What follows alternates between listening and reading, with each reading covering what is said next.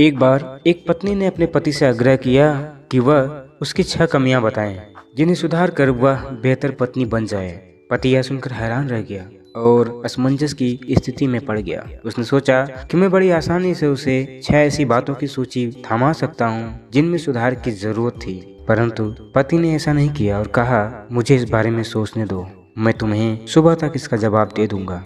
अगली सुबह पति ऑफिस गया और फूल वाले को फोन करके अपनी पत्नी के लिए 6 गुलाबों का तोहफा भिजवाने के लिए कहा, जिसके साथ एक चिट्ठी भी लगी थी, जिस चिट्ठी में लिखा था, मुझे तुम्हारी 6 कमियां नहीं मालूम जिनमें सुधार की जरूरत है। तुम जैसी भी हो मुझे बहुत अच्छी लगती हो।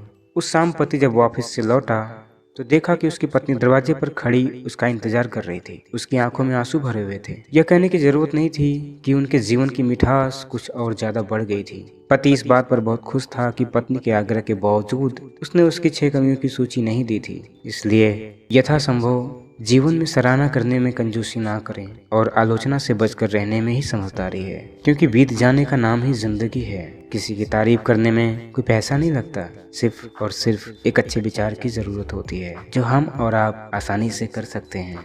सराहना करने से आपके रिश्ते की मिठास बढ़ जाती है। इसलिए 2 पंक्तियां किसी ने कही हैं कि जिंदगी का ये हुनर भी आजमाना चाहिए, जिंदगी का ये हुनर भी आजमाना चाहिए, जंग अगर अपनों से हो तो हार जाना चाहिए। पसीना उम्र भर का उसकी गोद में सूख जाएगा। हम सफर क्या चीज है ये बुढ़ापे में समझ आएगा।